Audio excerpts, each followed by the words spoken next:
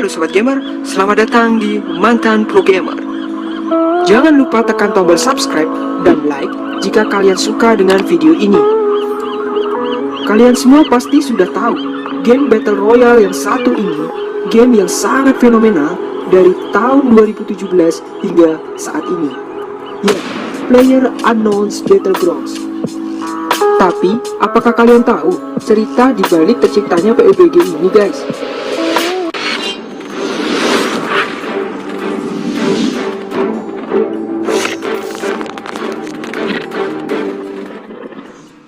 Jadi gini guys, sebenarnya game ini tidak mempunyai banyak latar belakang dalam segi story of game.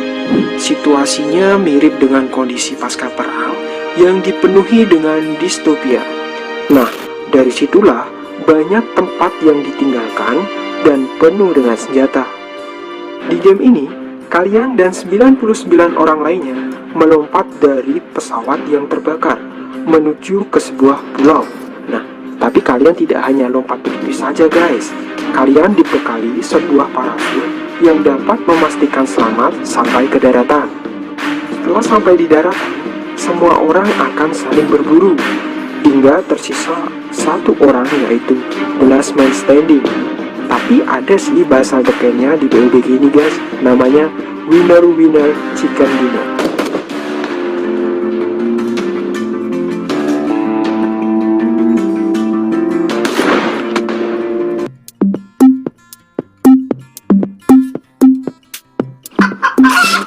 Sebenarnya sih sudah banyak orang yang menginginkan game Battle Royale ini guys, tetapi tidak satupun dari mereka mewujudkannya.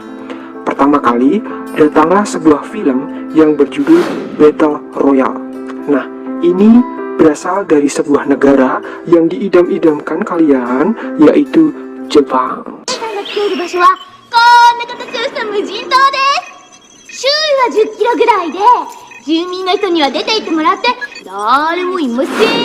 Film ini menceritakan 42 siswa yang jatuh di suatu pulau terpencil dan akhirnya terpaksa untuk bunuh-bunuhan, tusuk-tusukan sampai mati gitu guys. Tonjok-tonjok, bunuh-bunuh nih, bunuhnya pakai pisau nih, pisaunya ini bayonet nih, bayonet, tusuk. Tapi sayangnya satu guys, film ini tidak tayang di banyak negara, hanya lingkup kecil saja yang bisa menikmati film ini. Beberapa tahun kemudian, datanglah film Hunger Games. Film ini menyalakan api yang membara yang kemudian membakar seluruh jiwa orang yang ingin mewujudkan game Battle Royale. Sampai akhirnya datanglah seseorang yang bernama Brandon Green. Dia menyebut dirinya sebagai PlayerUnknown. Ada hal yang menarik di sini guys. Brandon Green ini bukan game designer, melainkan orang Irlandia yang berprofesi sebagai fotografer dan web designer gitu guys, tapi hidupnya di Brazil. Kehidupannya di Brazil ini hanya berlangsung 2 tahun saja guys, karena dia bercerai dengan istrinya, kemudian memutuskan untuk kembali ke Irlandia. Di Irlandia inilah awal mulanya guys, Brandon Green menemukan Arma dan Daisy. Arma merupakan game shooter yang didesain mirip militer aslinya. Nah, pada zaman itu, Arma termasuk game yang sangat bagus guys, dari segi gameplaynya maupun grafiknya. Maka dari itu, banyak orang yang membuat mod untuk game ini guys. Nah, untuk yang Daisy ini adalah mod Arma yang paling terkenal guys. Game ini menceritakan tentang zombie apocalypse. Sehabis ini, saya akan menayangkan video Brandon Green tentang Arma 2 Battle Royale buatan dia sendiri. So yeah, I started off making a mod basically back in Arma 2 because I wanted to make a game I wanted to play. I saw games like the Survivor games, which were events for streamers, and I wanted to play that myself. So I decided to see if I could actually make one, and Arma 2 Battle Royale was born. Dari statement itu tadi, pada intinya Brandon Green ingin membuat game sesuai dengan keinginannya gitu guys, tidak mengikuti arus AAA game yang ada pada saat itu, seperti Assassin's Creed maupun Call of Duty. Dia menginginkan game yang lebih bebas, kebebasannya itu adalah sesuatu yang dapat dilakukan di pertempuran untuk terhindar dari kematian. Seiring berjalannya waktu, pengembang mulai memperhatikan kepopuleran mod dari Brandon Green ini di komunitas Arma guys. Ya, Sony Online Entertainment yang sekarang dikenal sebagai Daybreak. Usut punya usut, Sony merekrut Green sebagai konsultan untuk permainan survival zombie, yaitu H1Z1 King of the Kill. Akan tetapi, pada Februari 2016, Green berpindah ke Korea karena mendapatkan tawaran yang menarik. Chan Han Kim, dia adalah game designer Korea yang bekerja untuk Bluehole. Dia seperti Brandon Green, mempunyai keinginan yang kuat untuk membuat game Battle Royale. Hampir 1 bulan di sana, Brandon Green menjadi Creative Director di Bluehole.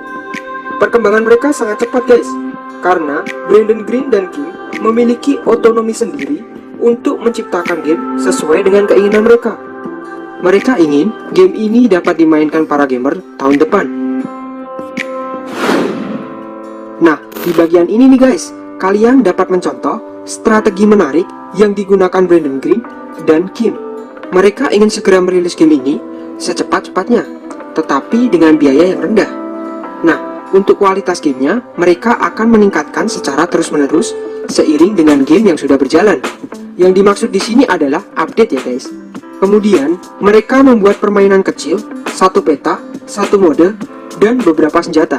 Tetapi, untuk konsep awalnya, game ini tidak pernah berubah dari awal rilis Maret 2017 hingga saat ini.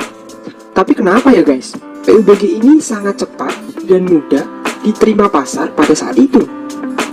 Nah, ternyata PUBG ini merupakan hembusan angin segar di tengah tingginya harga game lain di pasaran pada saat itu. Alhasil, pasar menjadi berantakan, tegang, dan rumit. Tetapi, satu hal yang terpenting, game ini dapat mengambil hati para gamer. Selain itu tadi, faktor pulau adalah bagian yang terpenting juga guys. Semenjak rilis, Brandon Green mengatakan bahwa timnya akan bergerak cepat untuk membuat lebih banyak peta lokasi dan akhirnya ini terwujud guys. Mereka menciptakan bangunan terkenal, ruang terbuka yang luas, dan topografi yang unik dan aneh.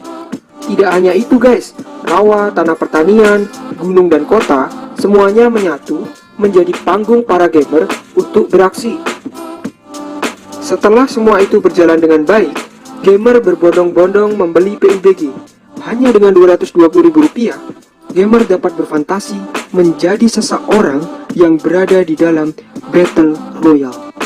Game ini tidak main-main guys, jumlah penggunanya tumbuh sangat pesat.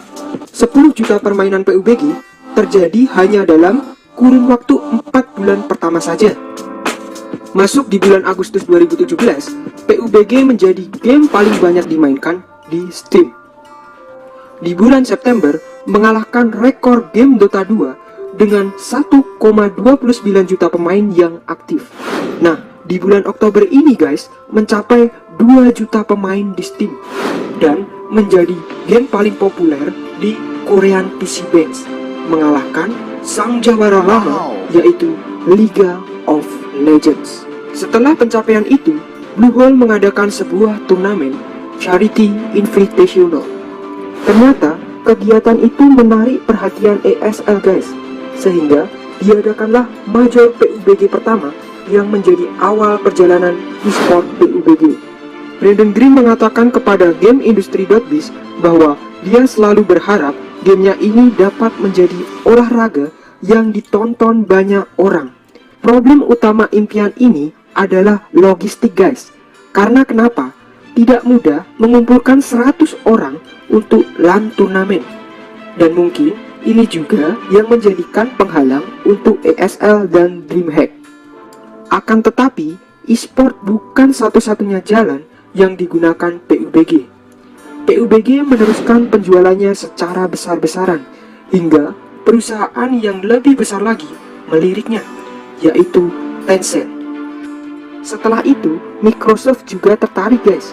Mereka membuat versi konsol PUBG di Xbox One. Dan yang paling menghebohkan, pada 19 Maret 2018 hadirlah PUBG versi mobile.